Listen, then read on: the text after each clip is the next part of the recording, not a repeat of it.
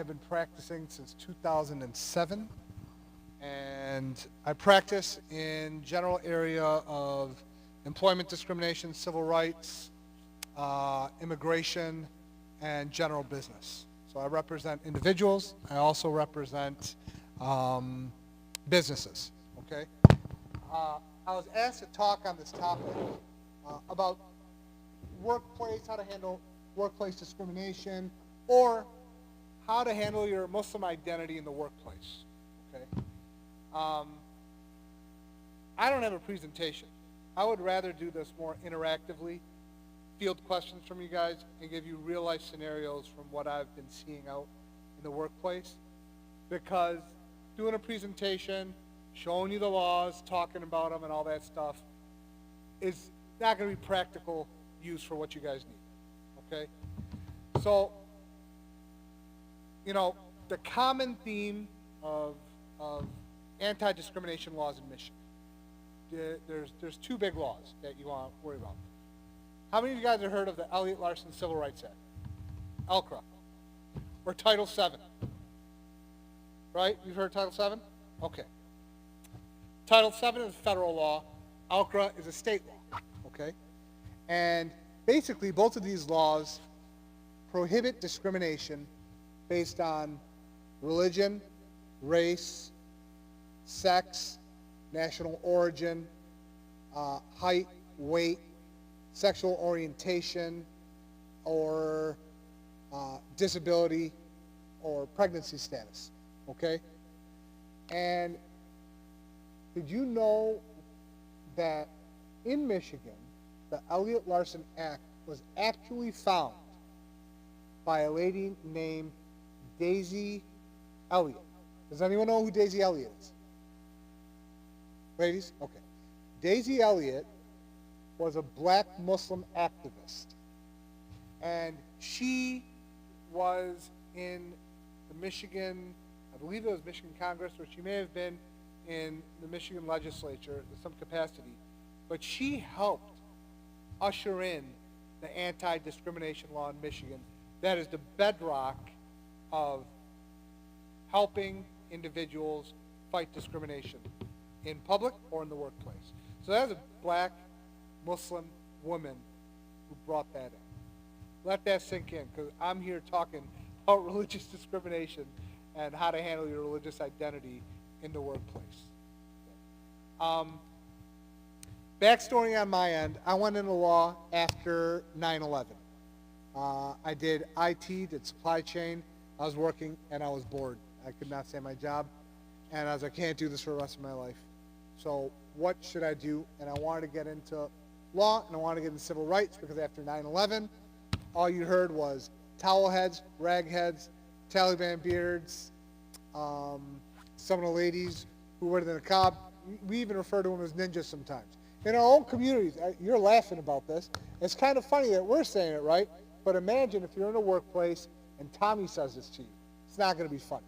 So, it's all about context. Okay? Let me ask you, how many of you guys are actually working right now out in the workplace? Yes? Ladies? Okay. Is everyone here a college grad? Yeah, you guys. So you guys are in corporate jobs, or you're like have your own businesses? What do we got? Anyone own their own business? Anyone in a corporate job? Where? Ford? Where? Okay, CF Group. Anywhere else? Any Ford ladies? Where are you guys at? Okay. Muslim-owned doctor's office? Okay. All right. The biggest challenges that I had when I first got into the workplace, I worked at Federal Mogul and Kmart Corporate. Okay. And young college grad, I would always go to Juma when I was in college. Right? We get in the workplace, and I have non-Muslim people that I'm reporting to. So how do I handle this? Because I want to go to Juma on Friday. And what did I say? So I actually approached my boss firsthand in the beginning, before when I was interviewed. Just put it up there. Say, hey, listen, I don't mind getting the work done, whatever you guys need. But on Fridays, it's my religious holiday. I don't want to go to Friday prayer. I can do it during lunch. I'd like an extended lunch, whatever. Come in early, come in late. What do you guys think? And 9 out of 10 times, you're going to notice that your employer is going to be very receptive. Okay? There is a theme under Michigan law that is called a legitimate business interest. A legitimate business interest is the business interest of your boss or your employer that they need to run their business. So if you are absolutely needed at work during a certain amount of time and they cannot let you go to Jummah between 1:45 and 2 or 1:45 to 2:45, that's not discrimination, guys. That is a legitimate business interest that they're going to put forward. Question is the gray area. Well, okay, fine. Well, what about later on? Can I go to a later Jummah? Nowadays, all the masjids have like 3 or 4 different Jummahs. You can even do it via Zoom. I'm taking it to another. Don't ask me about religious fatwas or anything like that. You go talk to an imam. I'll talk to you about law. Okay? But those are things that you want to consider. So let me ask you. I'm just going to pick on you because people are not really going to want to volunteer. So I'm just going to ask you. Sitting in the middle row. What was your name, brother? Abdul Rahman. Where do you work? Magna. What is your biggest concern at Magna as it relates to your Muslim identity and practicing Islam and the workplace, the intersection? What's your biggest concern?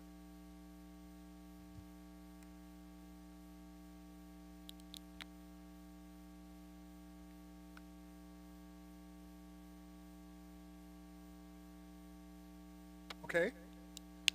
So the answer was during Ramadan, there's no consistency in my work schedule. I might have to start super early and stay a little bit late, right? Tell me more about that. What do you mean? Give me an example. Give me an example of what the concern is.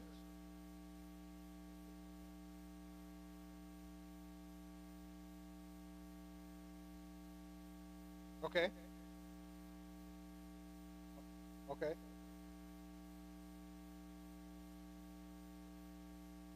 Are you a salaried or are you an hourly employee? Salary. Do you have a break for lunch? Okay. Do you have breaks throughout the day that you can take?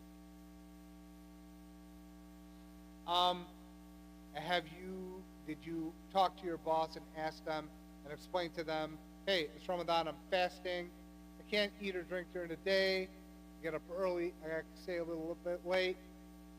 I don't get my coffee fix in the afternoon, so I might be dragging. So, what can we do? Can I take a break? Can I take a power nap during my lunch hour? What? Did you explore any of those possibilities? Okay.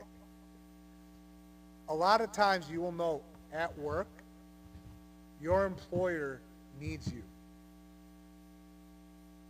They need you. Understand, they've invested a lot of time and energy and money in hiring. It is not just your salary. It is training, startup time. The amount of time it takes to train someone to do a job, to get them all their authorizations, to train them and have them understand the policies and procedures, takes a lot of time. That requires a lot of downtime on their part before they can get you productive. 9 out of 10 times your employer is going to want to work with you rather than lose you. But it needs to be symbiotic. You should have some flexibility. They should have some flexibility. One of the biggest things that you want to look at or consider when you're working is the policies of the workplace. Okay? Raise a hand. How many of you guys have actually suffered direct discrimination in the workplace? And before you answer that, let me tell you what direct discrimination is. All right? There's direct and there's indirect. Direct is you're a Muslim, which is like a slang term in Australia for a Muslim, right? Or you're an Allah lover, right? Or, um, oh, oh, you're fasting, you can't have a pork sandwich? Or you know, stupid little comments like that, where they're being joking, but there's some venom to it. How many of you guys are being called a terrorist or making jokes about suicide vest or anything like that? You're laughing. I've had a surgical resident whose director in the hospital has been on the operating table where they're performing surgeries, and they're talking, and he's making jokes about suicide vests and suicide bombers and stuff. So, and you might be able to joke. Okay. Sure, among colleagues, and it's fine. But let me ask you, did you take offense to that? Okay, that's fine. But who here has subjected or been subject to some sort of actual direct discriminatory comments? Whether it's about your religion, about your race, your background, or even your sex. Anyone? You guys are lucky. That's good. Sure.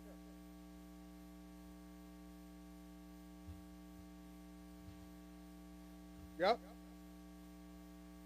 Let me ask you, at what point in time does that joke cross the line? If it comes from a superior?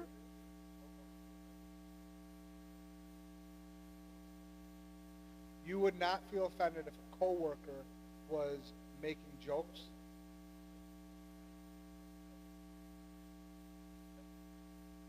Well, you know, a lot of times things start off as a friendly joke, and then, it turns into something more. And everyone here who is working has spent money on their education and are out in the workplace. And even if you didn't spend money on your education, you're out there working and supporting yourself, and there are people that are relying on you. And if you make off-the-cuff jokes like that in the workplace, you open yourself up to getting fired or subject to disciplinary action. So even though someone else might joke, I would be very, very careful, because you don't know the motives of other people and at what point in time it can become offensive.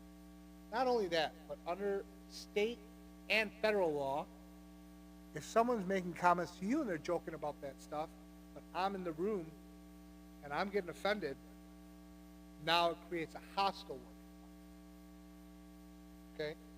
So, I want to talk a little bit about kind of some of the cases that I've seen. And then I'll open it up to, if you have questions, ask. Question? What? I'm sorry, it's Arabic time? Okay, well, hold on a minute. Look, listen. To us, it's funny. Maybe.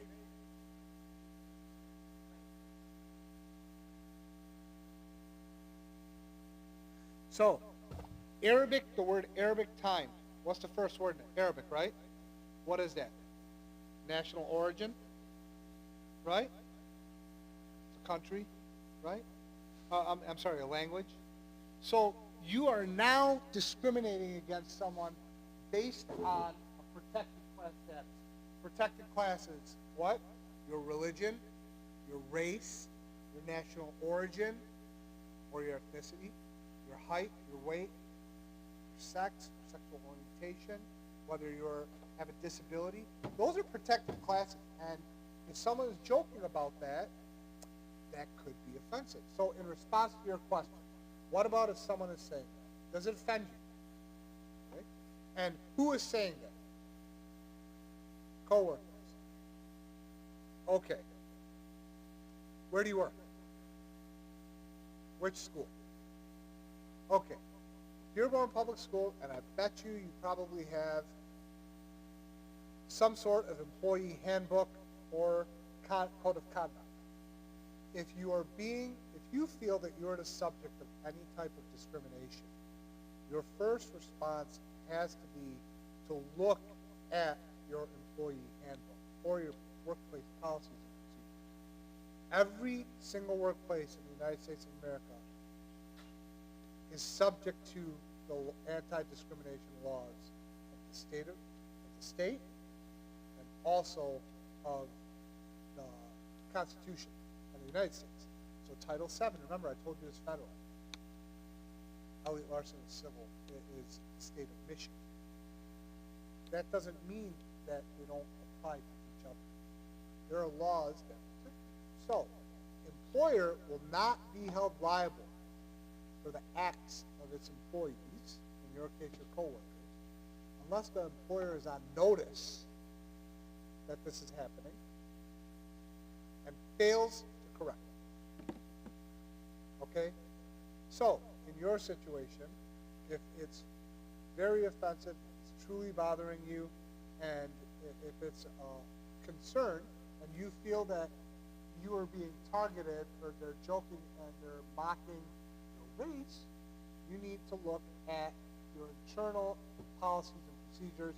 And I bet you have an employee handbook that has a policy or procedure or a rule that says discrimination in the workplace is not allowed, we won't tolerate it.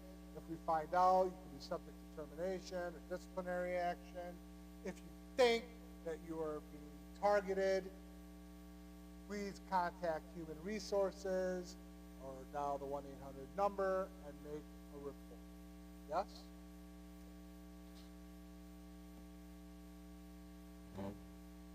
Sure.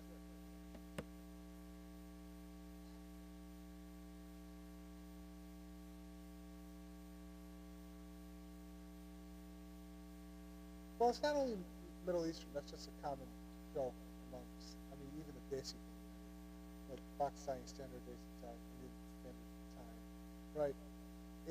What I will tell you, though, is if it's really bothering you and offending you, then you need, and you want it to stop, you have to report it, all right? Well, I want to dive deeper on something that you're talking about. Yeah.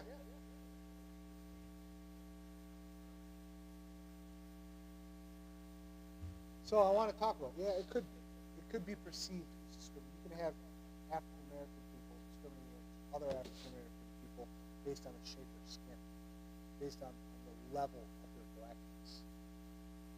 I mean, where were you born? Here? Jordan. In the United States, the African American fight is ongoing. It's been a long process. I mean, with the slavery issues, you have the house worker compared to the field worker, lighter skin, darker skin. It happens. But I want to talk a little bit more about something that I want you guys to understand. When you report discrimination for any activity that you perceive to be discriminatory in the workplace, right? Your employer is not allowed to retaliate. Retaliation. What's retaliation? Retaliation is any change in the terms or conditions of your work, of your employment. Now, I mean, this is I'm using broad language here, and this is the language that the U.S. Supreme Court has stated. Terms, meaning when you start, when you leave, what your job responsibilities are. Condition, meaning, you reported being discriminated against because you reported your manager who was making fun of your hijab, right? And you know what? We're going to renovate your office, and temporarily, we need to move you to the corner office. Everyone in your workplace knows that that corner office stinks because it's next to a bathroom that doesn't have proper ventilation, and there's no windows, and it's a corner office. No one in your workplace ever likes to work there, but conveniently, after you report that someone's making comments and discriminating against you about your headscarf, and you report to HR, and it gets out, that now, conveniently, we're going to renovate your whole office, and we're going to move you to this corner room until this is done, and then they grant the free. So that would be considered retaliation. I want to go back to your comment about your colleagues joking around. We had a case where we represented an Arabic guy, Muslim guy. He worked in like a warehouse, and he worked with all white employees. This is after 9/11.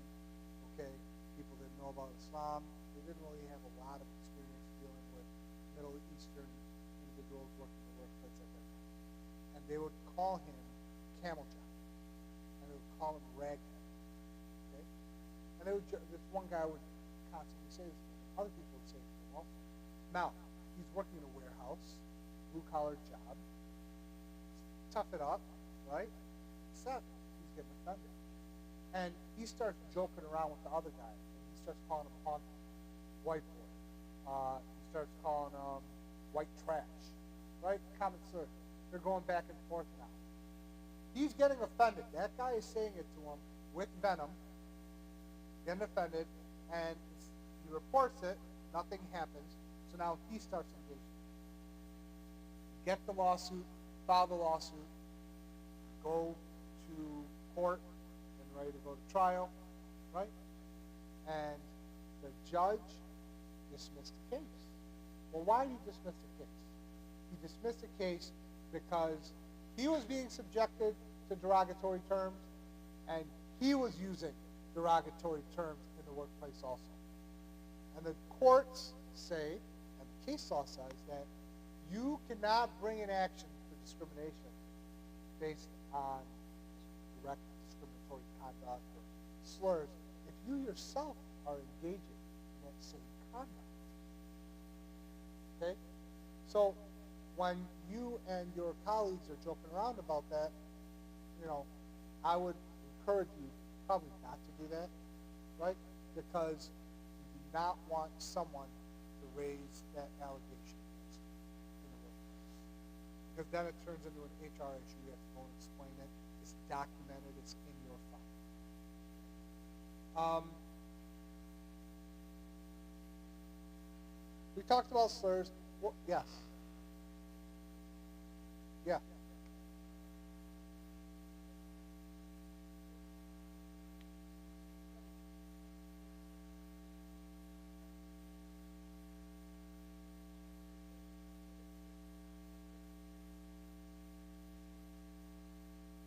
It's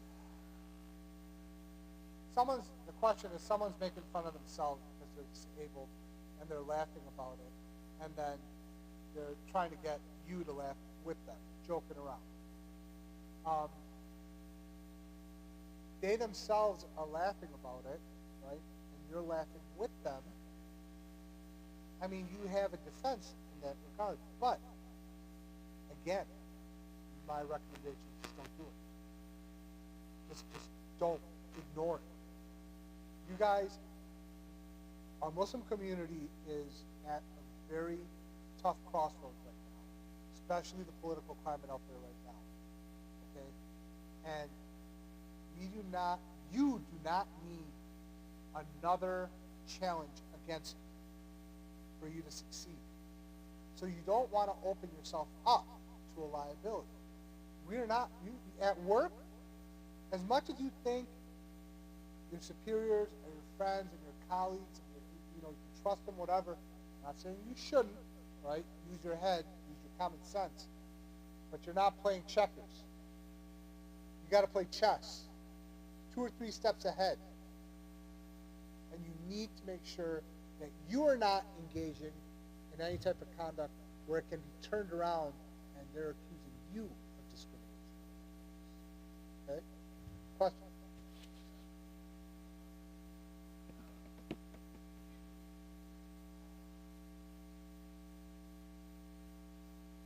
Accusation? So, the question, what do you do if someone makes a false accusation against you being racist? Every situation is different, and when it comes to employment discrimination stuff, it's all fact specific. Okay? It would depend on the circumstances, but you should immediately respond and defend yourself and explain the situation and why you are not, or why you are being falsely accused. I think, what's that? How old are you guys? Everyone here, anyone here in their 40s? Okay. Anyone here in their 30s? Okay. 20s? Okay. Majority between 20 and 30s. A couple of us are. Okay. Here's the deal. In your 20s and 30s, when you're at your workplace, you are still learning the ropes. You're learning how to navigate the corporate culture. You're learning by your experience how to document things in emails, how to cover yourself when you're in a meeting and you get called out. Okay? And the one thing I will tell you is documenting things is in your best interest. I'm going to share a case that I have right now. It's not a religious discrimination case. It's a sexual harassment case. Okay? It started off, I represented a Muslim woman, wore her job in the workplace. She worked at a health facility, health center. Okay? My Care Health Center. We're suing them. This is all public records that I'm telling you. So I'm not going to name the individuals, but I'll tell you about the defendants. And she got hired on by the CEO, and she was Asian descent, wore a hijab, Muslim, very qualified, very smart person. She got hired on, and COVID hit, and at the place she was working, there was a doctor who was the chief medical officer. Okay, he was an executive doctor, and he would make comments to her all the time about her job. Oh, I like your headscarf. Your hygiene. Call it a hygiene. But she corrected him a couple of times. It's not a hygiene job. Whatever. Oh, are your people allowed to wear open-toed shoes? Are you people allowed? Are you guys allowed to wear blue nail polish? Yeah, exactly. But let me get to it. Let me explain. Are you guys allowed to? Ride on a motorcycle? I got a motorcycle. I'm going to ride on a motorcycle. I saw you the other day. You were in your office and you had a bathroom mat on the floor. And I saw you sitting on your bathroom mat. It's a prayer room. It's calling it a bathroom mat. He knows what it is. He's been corrected multiple times. It's not a hijab. It's not a hygiene. It's a hijab. Or, you know what? Can't say it. It's a headscarf. She holds it back, doesn't really say anything, leaves it alone. But he is executive level, she's a little bit lower, she's a director, okay? Now she starts hearing comments in the workplace. He's a doctor. He's going into patients' rooms, knocking on women's rooms. Hey, your booty call's here. He's referring to women's breast milk as boob juice, okay? He gave someone a lap dance in the workplace, okay? And my client, Muslim girl, was standing at the counter talking to someone. Here is the counter where she was, against the counter.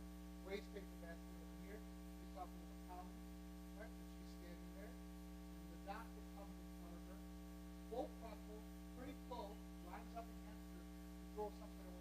Instead of asking her, right, now that was the last straw. And she reports it. She reports it to HR in passing, verbally. Because other people that are below her are reporting all the stuff that this doctor's doing. And the doctor and the CEO are close friends. She went to college with him. She was his doctor. He was her doctor and her kid's doctor. Okay, wait for it. She reports it to HR. Now, director, human resources, the chief human resource officer, and the CEO are like this, doctors like that, okay? And she's going in. She knows who she reports it to, okay? Because everyone in the workplace knows that they're supposed to improve. But what's she going to do? Is she going to continue working in that workplace? It's going to make her life miserable, okay? And you're not required to tolerate it. The law says reasonable person standard. What is a normal, reasonable person in that position going to do? A normal, reasonable person is just a normal person. Okay? She reports it. And then they say, oh, well, document it. She documented it. Awesome. That's very good. She documented in specific details, words, statements, things. She was scared, but she did it. She documents it. Performance review comes up, and oh my God, her performance from awesome, from all 4s and 5s, goes down to 3s and 2s. And now they're saying, well, you're not really pulling weight. We're going to put you on a performance improvement plan, a PIP. Okay? And we're going to put you on this PIP, and we're going to give you 30 days, 45 days, and we're going to revisit to see how you're doing. Okay? And she called me. What do I do? I said, okay, well, let me ask you a couple questions. I'm like, did you report this, first of all? Yes. Who did you report to? HR. Do you have an employment handbook? Yeah. Did you read it? Yeah. Let me see the policy. She emailed me the policy. It says report to HR or this person or that person. And she reported to the HR. Okay, great. You reported it. You're safe. No, I'm not. I had this performance review plan, and now they're making up all these excuses, and they marked me down, and now they're saying I need to be put on a performance improvement plan. And they're going to fire me because this is what they do. There's a history. Everyone in the workplace knows as soon as you're put on a PIP, within 30, 45 days, you're gone. So what do I do? I said, you got a tough choice. Either you're going to get fired or you're going to quit. Which one do you want? She's like, I don't know. And I'm a very blunt person. I talk to my clients. And I don't sugarcoat. I told them. I was like, yeah, you need to make a decision. Either you're going to deal with their BS, or you're going to say, screw them. But you're going to screw them, and you're going to quit. And then we're going to sue them. What are we going to sue? We're going to sue for discrimination and retaliation, because they shouldn't have done it. And I have all the law, and we have great facts, because you actually did the right thing. You went through the channels, and you reported it. Okay? So we sued them, did the depositions, go in, interrogating the CEO, interrogating the HR. This the report? Yeah. This is your signature? Yeah. She reported this to you? Yeah. Okay, what did you do about it? Wow, we investigated. Oh, you investigated? All right, let me see your investigative reports. Let me see the notes of the interviews you took. Who'd you talk to? Did you talk to this person? You talked to this person? No, we didn't talk to them. We didn't talk to them. We didn't talk to them. Oh, I don't have notes. Maybe. I'm not sure. You are the CEO. What do you mean you don't know? You are the HR director. What do you mean you don't know? So the company had to settle the case because, why? They did a BS investigation. If you report discrimination in the workplace, you are opening yourself up to a possible claim of retaliation. But if you report discrimination in the workplace and retaliate against you, you have a good case. But it all depends on the facts. And it all depends on what you report, how detailed you are, and how much information you have, which goes back to what he asked, what you asked about being falsely accused. If he was falsely accused, first thing I told her when she called me, I said, yep, I'll go to the store, go buy a notebook, and every day you take notes of all the stuff that's happening. what do? You write the date, you write the time, the who, what, when, where, and how. Name every person that was around, anyone that witnessed. She leaves, we settle the case. 4 more people call me. Same employer, same discrimination, not religious, now it's sexual harassment, hostile environment. There's inappropriate touching. There's inappropriate comments, appropriate statements. And they have notes. And they have text messages. And they have emails. Because when I talked to them, I said, first thing you do, go download your emails. Go back up your cell phone. Keep all your texts. Don't erase anything. It is very difficult for you as an employee, and it's very scary for you as an employee when you're put in a situation. Should I or should I not report discrimination? If you do, you got to target them. But you got the law on your side. If you don't, you really want to work there, what are your options? Quit. Find another job. That's great. Quit. Still have a case against me. Because there's something called constructive termination. Constructive termination is they make it so hard for you to work at your job and make it such a hostile environment where they put you on a performance plan. They're microscopically watching everything you're doing. They're now nitpicking on you and creating issues after you engage in the protected activity of reporting of discrimination. And now that turns into rebellion. And you can't work. Okay?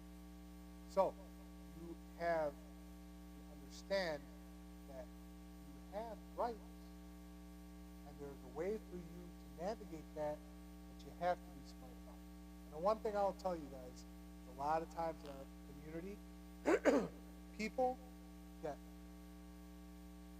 very shy and embarrassed when something like that happens. And it's normal because you're subjected to something that a normal person is not subjected to. Which is why when you're subjected to something like that in the workplace and you have sleepless nights and you're driving home and you're pissed off because you had to deal with that and go home, you can't sleep, you're frustrated, you're angry, and then you're embarrassed to talk about your job with your family when before this happened you were all excited about your new job. Right? And then you start second guessing yourself. Am I good enough? Am I good enough to work at a director level, at an executive level?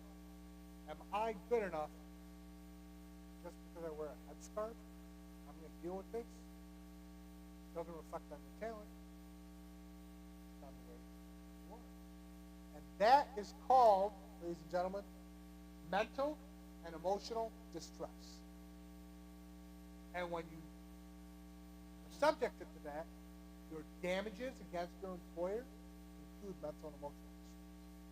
But it requires you to acknowledge those feelings. Talk to someone. I'm getting a little bit more into the law stuff and about my case.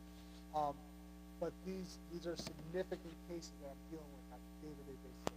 There's a question over there. What's up?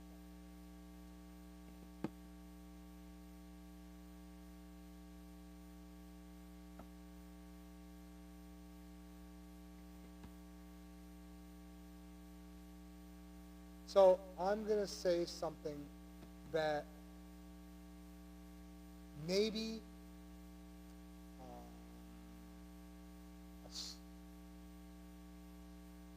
how can I say this? You have to pick and choose your battles. You have to pick and choose your battles. You really do. And I'm not, as a civil rights attorney or as an employment discrimination attorney, it's hard for me to say this because I advocate on behalf of people who are discriminated against and who are dealt these blows. But I'm a Gen Xer. I am not you. We were growing up, right?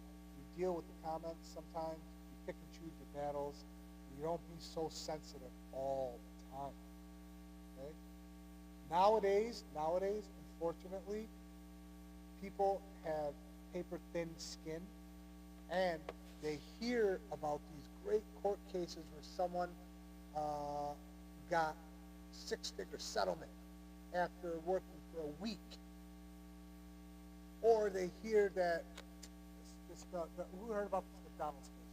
The chick dropped coffee on her and got $1 million settlement against McDonald's. Did anyone hear about this case? Did you know that got reversed? Yeah. Did you know that she didn't get $1 million? Because it's an outrageous number, because she was partially at fault, because what bright light puts a coffee in between their leg in a car while you're driving, thinking the lid's not going to pop off or spill on you and burn you? Right? Okay. My point is, hold on, I got your question. My point is, sometimes you have to really, really see how egregious the conduct is, and how offensive it is. I want to talk about this because you're a resident. Okay. Okay, and we have another, you're a senior resident, were you done? You finished, okay. Before I get to this, I want to make sure I'm getting there.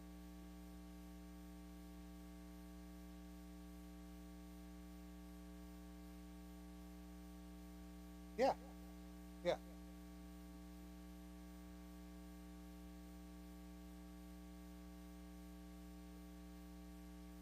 Sure.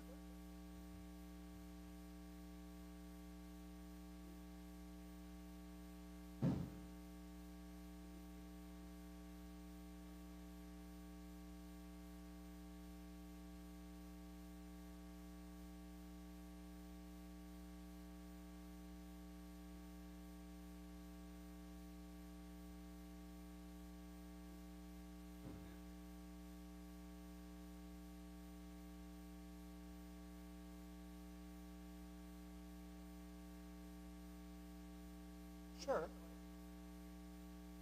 Sure. Sure. And the comment they made was, a lot of times, once you get put on a PIP in these situations, or, you know, you may complain or something, you're scared because the manager has so much more resources and can paint a narrative against you. Okay? Yeah. But here's how you protect yourself against that, guys. And this is what we're talking about. You cannot engage in making those types of jokes at work and open yourself up to that type of disciplinary action. You're at work. Don't make those jokes. It's inappropriate. You don't make those jokes. Make them an off time when you're not at work, on an out completely under, don't even, I'm so paranoid, I used to be so paranoid, I wouldn't even mix my circles. My friends did not even meet some of my work people, and I did not talk about my work people with my friends and vice versa. I don't want my circle mixed. Okay? But the other thing is you have to document. You have to learn to document and cover yourself in those situations. I want to talk about the residency program. There might be people watching who are in med school, who are looking for matches, for residency, and you are awesome. You graduated, you're going in, you're starting your residency, you're on the horizon of your career that you're going to launch. It's going to be very lucrative for you, so you can pay off those high school loans, right? So, go into your residency program, and now your director is making discriminatory comments, derogatory jokes. Okay? It's not going to start off right away. My experience, based on what I've seen, little testing of the waters here. Let me dip my toe in the water to see your sensitive nature. I might make a joke about eating a ham sandwich. I might make a joke about, yeah, we're going to have a pizza party, but we'll make sure to just get halal ham. Right? halal pork for you. It'll just say bismillah or whatever you got to say before you cut the pig, right? They might say that, and they might test you. See, you know what? This might be a colleague, might be a superior. Okay, listen. This goes back to what I was saying. You have to pick and choose, and you have to have people skills. Guys. Maybe it's a joke. Take it as a joke. Explain it to them. Maybe, have a private conversation with them, not about that, and get to know the person. And let them get to know you. A lot of times, people are so scared of what they don't know, and they don't know how to act. There are a lot of people out there who've never interacted with Muslim people. Probably not in Dearborn or Wayne County, okay? But once you start getting into Clarkston, Michigan, right, or Port Huron, or like in these some rural areas, right, you're going to run into people who have not met the Muslims, who don't deal with a lot of minorities, right? And they might make comments based on what they see on TV, what their life experience is. And that's an opportunity for you to change their life experience. That, I did meet a Muslim person. He was actually kind of cool. They weren't that crazy as everyone makes it out to be. Yeah, they wore a headscarf, but we used to work together, and joke around together, and have lunch together, and they were normal. They're Muslim, they're normal, right? It's an opportunity for you in those situations, especially in the school or residency program situation, internship situations, to get to know the person, to allow them to get to know you. But you also have to be smart enough to realize when it is discriminatory and bigoted. And in those situations, that's when you need to start figuring out how am I going to navigate this. So in the situation where your superior, because in a residency program, medical residency program, my impression is there's a ranking, there's a hierarchy.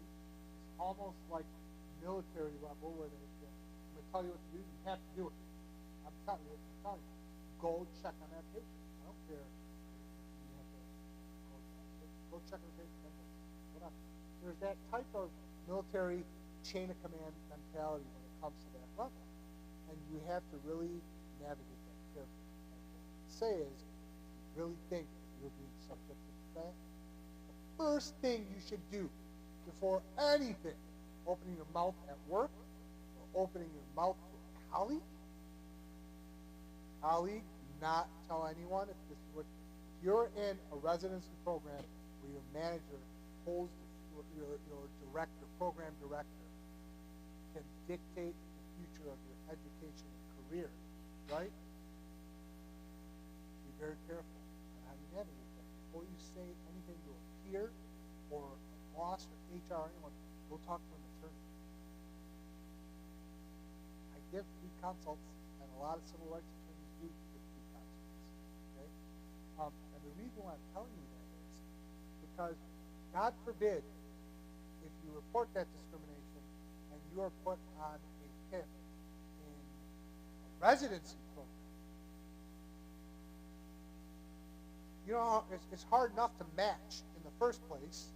Now you have a black mark on you because if you go apply somewhere else, they're going to ask, why are you leaving? They're going to ask for everyone knows everyone in the medical community at these conferences. It's different than a job. In a job, you put on a PIP, your employer, they're going to be subject to a lawsuit. It's a little bit different. You've already graduated. You're already working.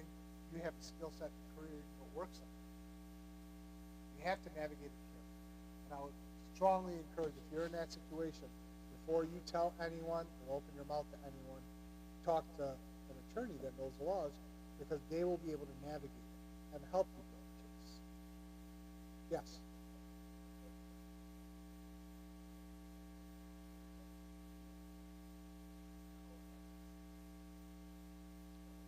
No.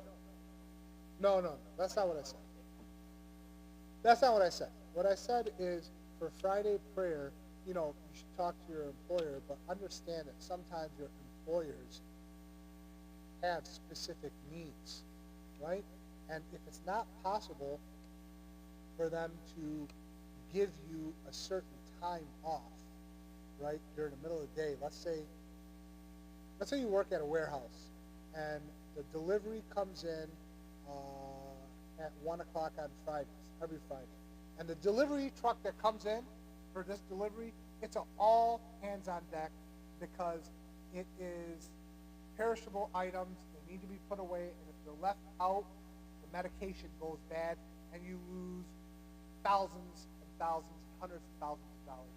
So as your job responsibility in your job performance duties, it is your responsibility to be there at that time to unload.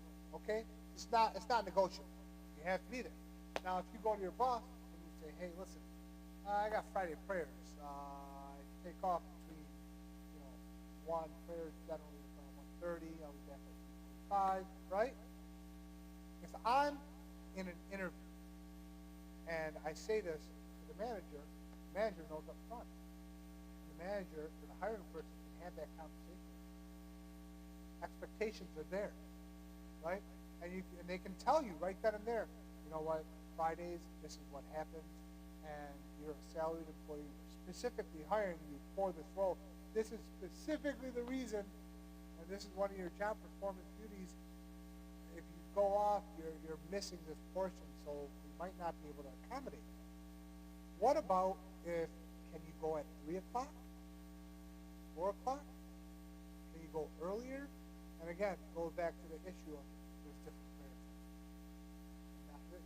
So there needs to be a flexibility.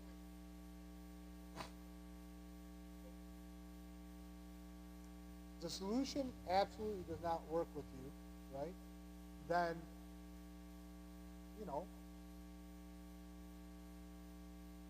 well, I mean, yeah, because there's something called a legitimate business interest. Okay, I want to talk about this specific issue, legitimate business interest. Okay. The U.S. Supreme Court has said, if you are discriminated against and you file a lawsuit, you have to prove A, B, C, D, and E, and then after that, the burden shifts back to your employer. So, I want to say, hey man, I'm Muslim, they're discriminating against me, they won't let me go to my prayer on Fridays, right? And it's affecting my ability to practice my religion. So let's say I've proven what's called prima facie, protected class, activity, right? And that's what it is. Discriminating against me based on my religion. Now the burden shifts to the employer. And then it's the employer's turn to say, no, we're not discriminating against him. We don't care if he's Muslim or not. It's just during this time, this was a job that they were hired for. This is a high demand time for us. We can't afford, as a business reason, to leave. And not only that, but we've given them an alternative on what to do, right? Now, hold on. Now the burden comes back to you to say, no, the reason they're given is false. It's a pretext. It's an imaginary reason to discriminate against them. You know why? Here's why. Because they let Jimmy always goes on break on Fridays between 1 o'clock and 2 o'clock. He's the same person as I am, same job responsibility as I am, and he's allowed to go and meditate for an hour. Now there's a discrepancy, right? So there is recourse, but there's an analysis, but if that's not the case, if there is no one else, and they say, no, we can't let them do that, but it's a legitimate business reason we need them here. It's not discrimination. Another example? Go ahead. Sure.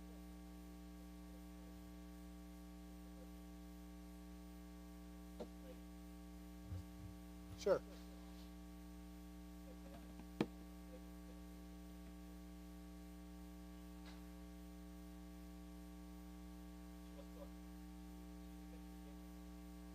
Sure.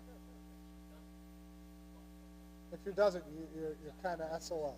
Yeah, you're kind of screwed, and you'll have to figure it out. But that goes into you can have a separate conversation on it, but that goes into the whole reasonableness and the accommodation by your employer. We can talk a little bit more about that. But the general principle that I'm telling you is your employers do have a right to say no, but it has to be related to the job. It can't just be arbitrary.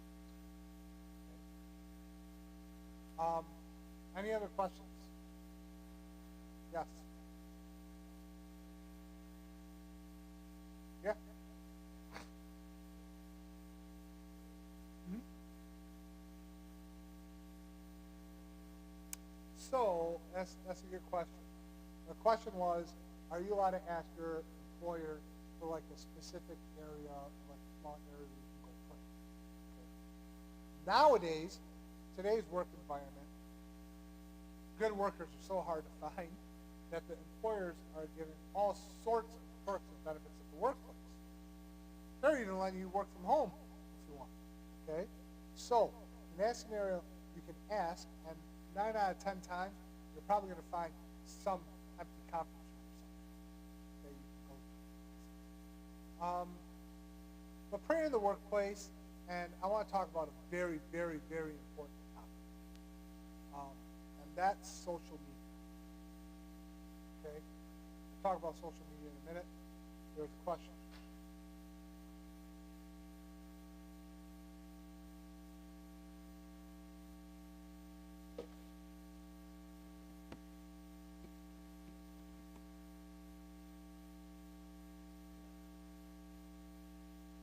So there's no real laws against nepotism. There's no real nepotism discrimination in that regard. There are internal policies that employers sometimes have. They may have their own anti-nepotism policy, okay? But there's no active, not that I'm aware of, I've never dealt with it, way where you can try and bring a discrimination claim under, Title VII, Elliott Larson, or the other anti-discrimination laws based on that. Unless, you can tie it to one of those protected classes. Yeah? Yeah?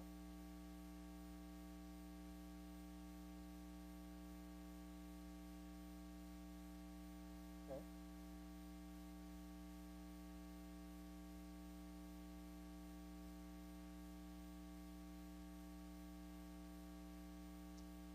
So that's a good scenario. My question would be, well, what's the alternative? Is there another alternative for you or for that person?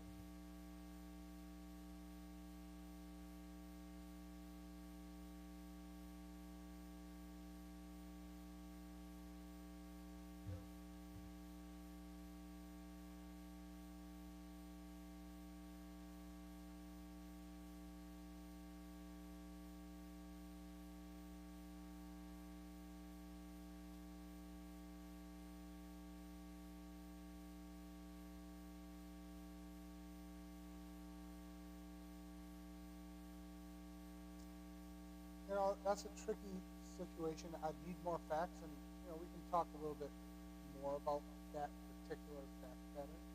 But what I would tell you is, I would first try and explore all the options, see what is reasonable and least restrictive, and then decide what your next step needs to be, whether you want to report it and challenge it. I want to talk about a very, very recent case. Move on. Give you a scenario. See if I can find the actual. It's shocking.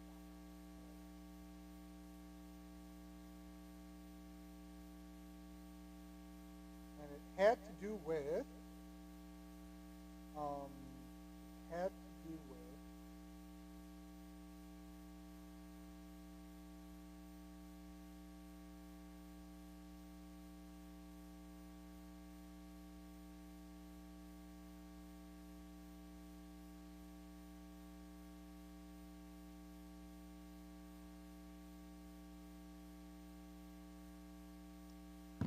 can't find an actual place, but they had to do it Palestine, Gaza, and October 2nd. And Hamas, and the terrorist attack, and, oh, I wish I was. Give me a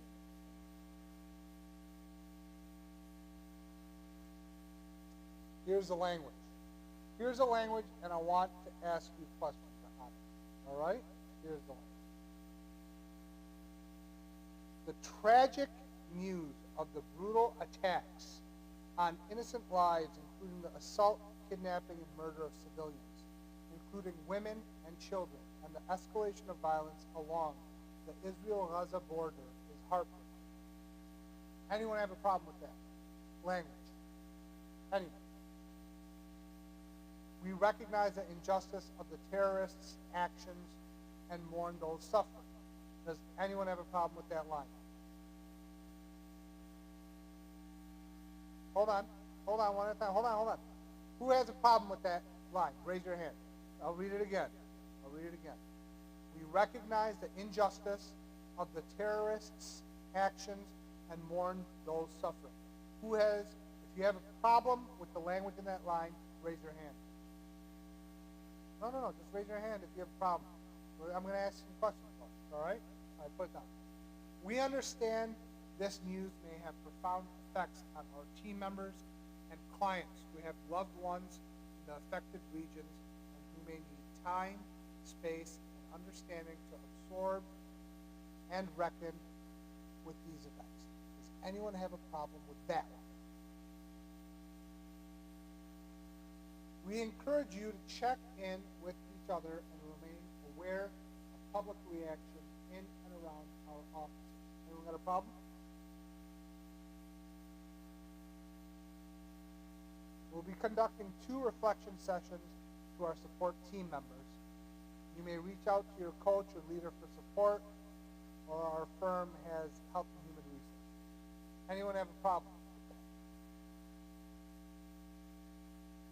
It seems like everyone here had an issue with we recognize the injustice of the terrorists' actions and mourn those suffering. A lot of people had a problem with that line.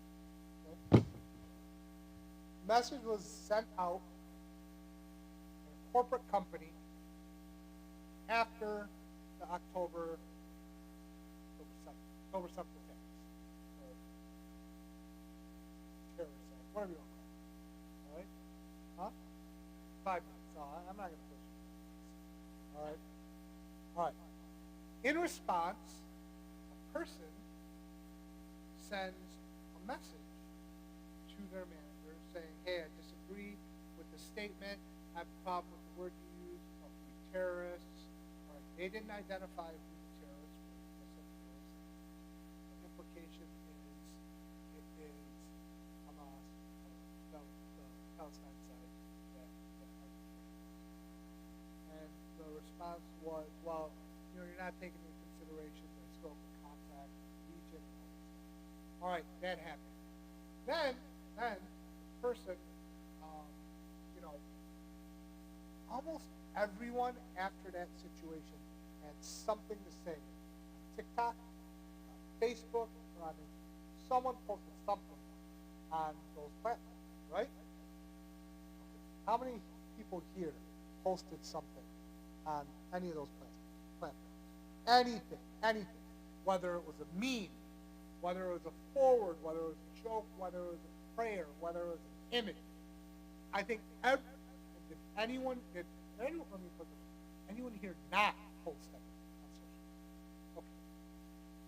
Now, if you work at your company and you work for a private company, not a public company. Public company is like working for the government, okay? We're talking about private company. The odds and probability are when you are hired, you sign nowadays what's called a social media policy. Check it. I would encourage you to check it.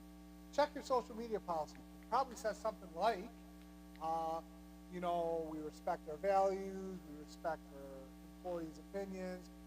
However, you are required to conduct yourself in an appropriate manner on social media when you're representing our company, right? Representing our company. And probably have a line in there saying, you know, we don't want you to post any derogatory, racial, discriminatory, anything offensive, blah, blah, blah, blah, blah. And this would also apply to any messages you send from your corporate social media account and also your personal social media. Okay? You probably have a little line in there which is catch all exceptions. Now, you post crazy stuff on social media, and Monday morning you get called in by HR, they're like, yo, we got a problem. What's the problem? You make this post? Yeah. Well, people are complaining about it, offended by it, workplace. Oh, well, it's got private social media. You know, I have freedom to speak, say what I say. No, sorry, you don't. You know why? Because when you started working with us, you agreed to the terms and conditions of the contract. And you signed the social media policy. The social media policy says you can't post offensive stuff.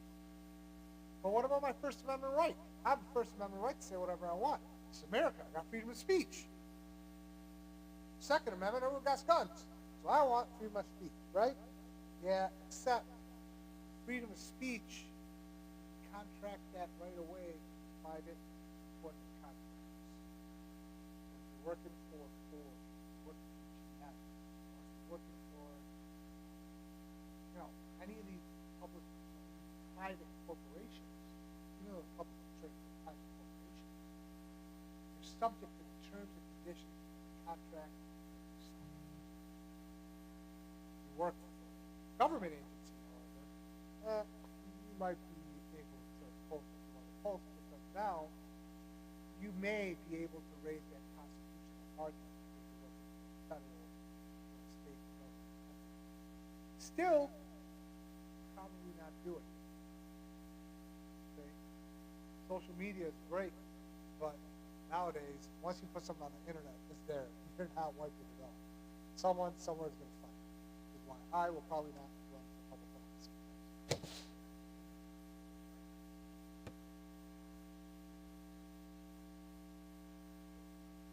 Yeah. No, it does.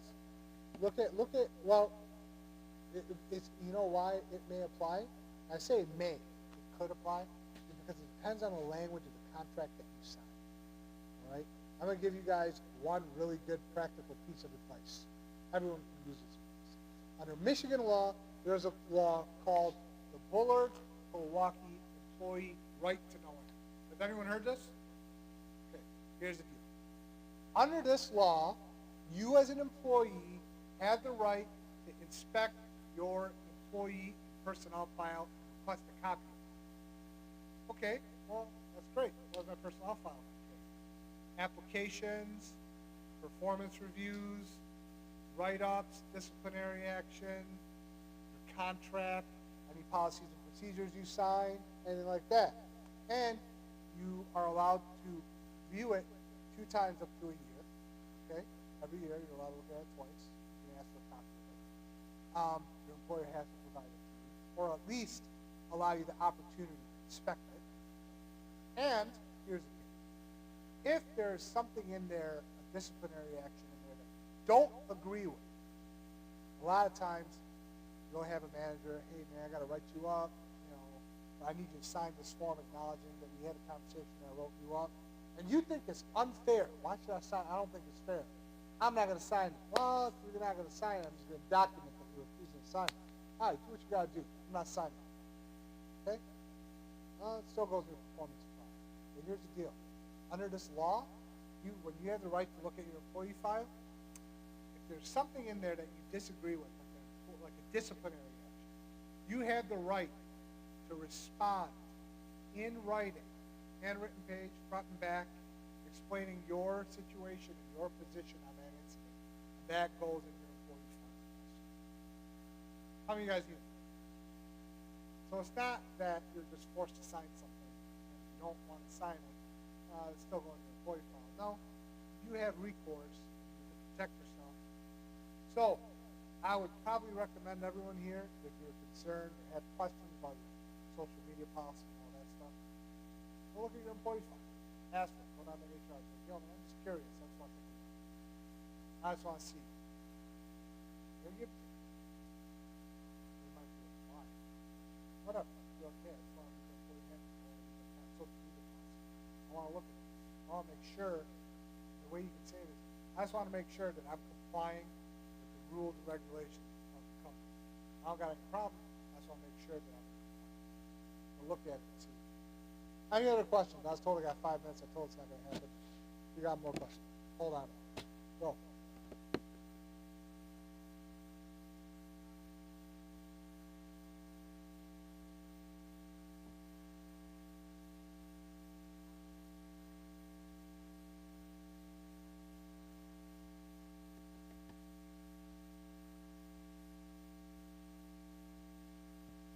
Facial gestures are facial gestures. They're not words or comments, right? And so long as you're not actually, or the other person is not actually acting upon and manifesting discriminatory action, it's so hard to do. I mean, if someone was to come to me and say, "Hey man, I'm being discriminated against. This person keeps making a face at me every time I work," I'm like, "Maybe you got something on your face. I don't know what to tell you." Right? I mean, be very careful. Maybe make the happy face.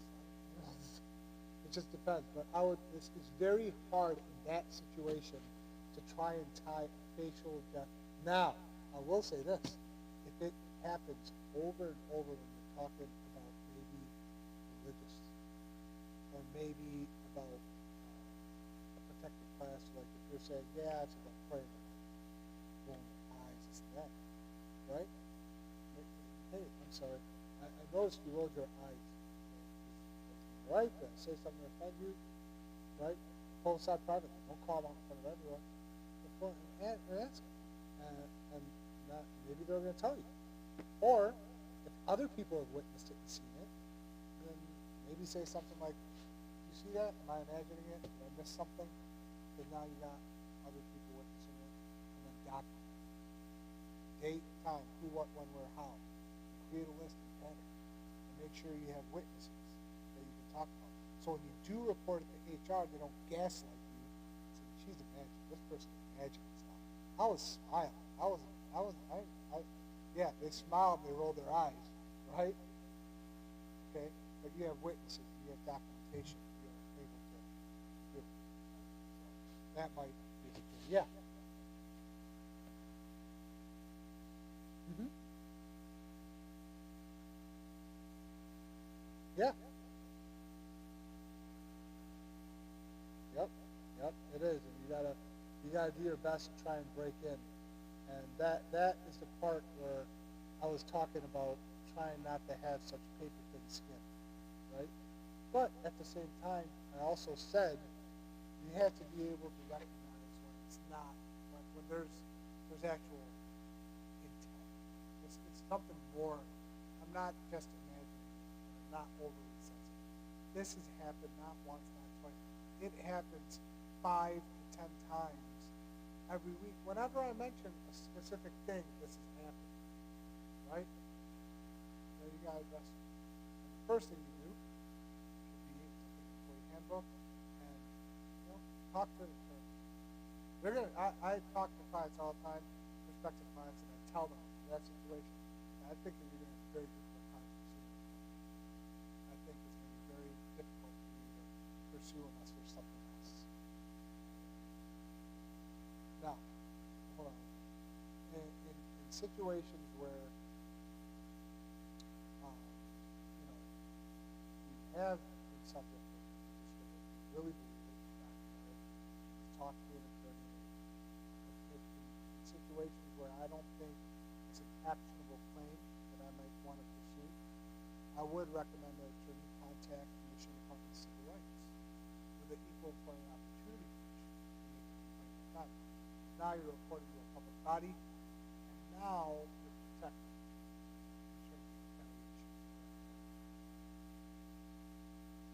Okay. Sure.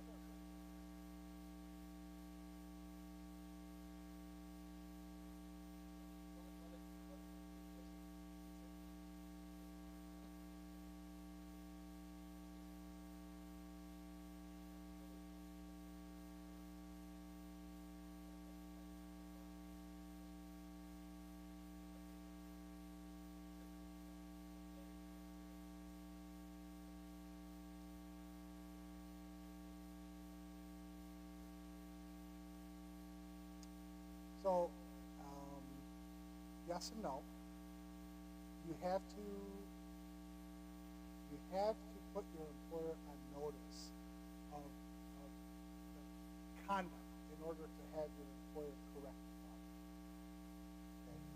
So if, like for example, in that sexual harassment case, people complained against that doctor and nothing happened, right? So people stopped complaining against that doctor. But some people didn't stop complaining. And when I had that lawsuit, and I asked people under oath, and I started getting statements from people, then you know, there's support in numbers. One person said, he said, she said, fine. What about a couple of years ago? Did someone else complain about it? Same exact scenario comes out. And what about other people who witnessed it and are just afraid, but if they see other people supporting and complaining, they're going to come forward and help someone. So, you know, yes, you can choose your battles, right? And see how derogatory it is, how offensive it really is. But you cannot expect your employer to protect you from discrimination in the workplace unless you give them an opportunity to correct the problem. It's a double-edged sword. All right. Ladies, last question. Anyone? Anything? If you have questions, I brought some cards if you guys want to have some. You know, we're online. You can follow us at Just Right Law. We do, I do a lot of employment, a lot of discrimination stuff. We also do immigration and, you know, family law.